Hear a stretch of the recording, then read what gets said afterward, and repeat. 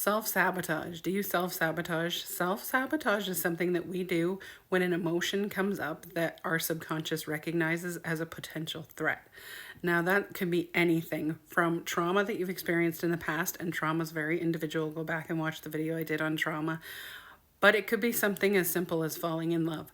A lot of times we hear that we'll self-sabotage when it comes to relationships, and that's because as soon as we start to feel connected, to feel love, and to start to really feel deep emotions towards another person, we remember how much our heart got hurt in the past when we allowed that relationship to continue, when we allowed those feelings to continue. And so instead we start to self-sabotage. And so we will do things to get rid of the relationship, whether we're aware of it or not, whether we want to or not. We will fall into the same kind of habits, the same kind of patterns, and that is a protective mechanism. That's something that we're doing to keep ourselves from getting hurt again. So while things might be very good in the relationship to start with, once it gets to a certain point, we start to cut things off. We start to fall into, again, those habits and those patterns and those routines that will ensure that the relationship doesn't last, because then we don't get back to the point where we end up with heartache or unworthiness, or we feel rejected or betrayed or anything like that.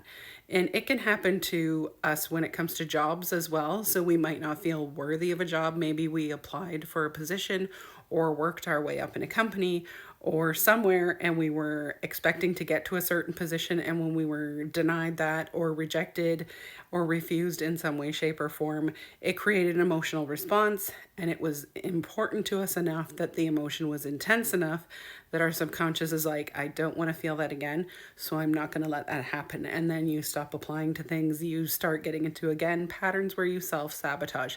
So instead of continuing to move forward, continuing to move up in the company or wherever you are, you go the opposite direction and you start to put in less effort. You don't apply to positions to keep moving up. You give up and you try to either stay at one level, or you actually will find yourself dropping a little bit. So self-sabotage, again, it's a protective response that our subconscious tends to get into repeatedly if the emotional response we've had to something in the past was strong enough.